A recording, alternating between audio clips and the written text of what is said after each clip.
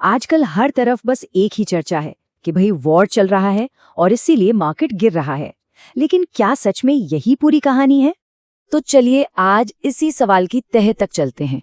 क्या सच में stock market के गिरने की वजह सिर्फ और सिर्फ युद्ध है, या फिर पर्दे के पीछे कोई और ही गेम चल रहा है? आइए इस पूरी बात को एकदम आसान भाषा में समझते हैं। ठीक है, तो सबसे पहला और सबसे ऑब्वियस असर है डर का। देखिए, जब भी दुनिया में इस तरह का तनाव बढ़ता है ना, तो इन्वेस्टर्स के मन में एक डर बैठ जाता है। और जब डर का माहौल बनता है तो क्या होता है? जाहिर सी बात है, लोग बेचना शुरू कर देते हैं।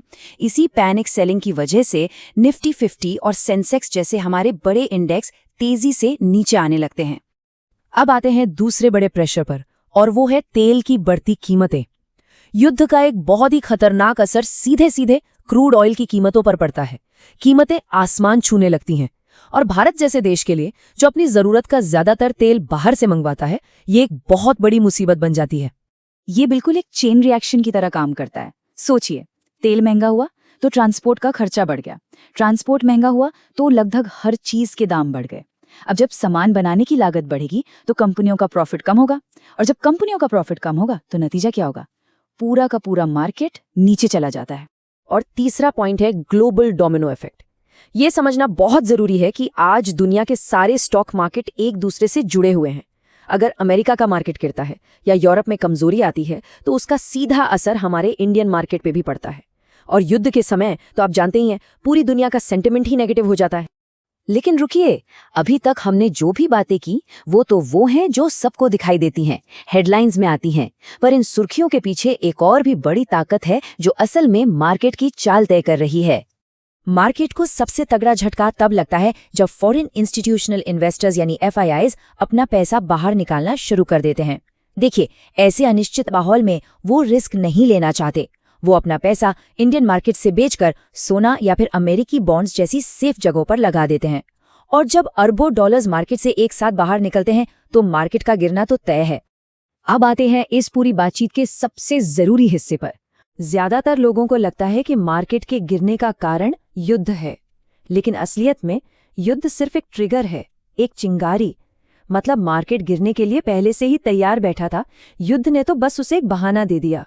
सच तो यह है कि युद्ध शुरू होने से काफी पहले से ही हमारा मार्केट ओवरवैल्यूड था। मतलब शेयर्स की कीमतें उनकी असली वैल्यू से कहीं ज्यादा थीं। ऊपर से ब्याज दरें भी ऊंची थीं, जिससे कंपनियों के लिए लोन लेना महंगा हो रहा था, और इकोनॉमी में भी सुस्ती के संकेत तो मिल ही रहे थे। तो कुल मिलाकर मार्केट बस गिरने के लिए एक वजह ढूंढ रहा था, और वो वजह उसे युद्ध के रूप में मिल गई। इस एक लाइन में पूरी कहानी का निचोड़ है कि युद्ध ने मार्केट को गिराया नहीं, बल्कि पहले से गिरते हुए मार्केट को बस एक और जोर का धक्का दे दिया। तो अब सबसे बड़ा सवाल सबके मन में यही है कि भाई आखिर ये गिरावट रुकेगी कब? देखिए, मार्केट में रिकवरी की शुरुआत तभी होगी जब हालात में थोड़ी स्थिरता आएगी, तेल की कीमतें काबू में आएंगी, और सबसे जरूरी, जब इन्वेस्टर्स का भरोसा वापस लौटेगा। तो ऐसे मुश्किल समय में एक स्मार्ट इन्वेस्टर को क्या करना चाहिए? चलिए इस पर बात करते हैं। सबसे पहली और सबसे जरूरी बात, घबराकर, पैनिक में आकर अपने अच्छे शेयर्स बिल्कुल ना बेचें।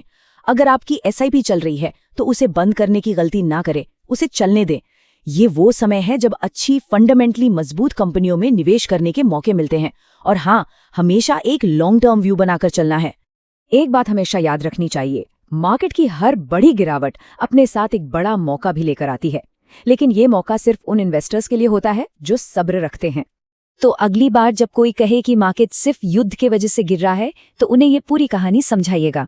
वैसे इस माहौल को लेके क्या विचार बन रहे हैं? क्या ये खरीदारी का सही समय है या अभी इंतजार करना बेहतर है?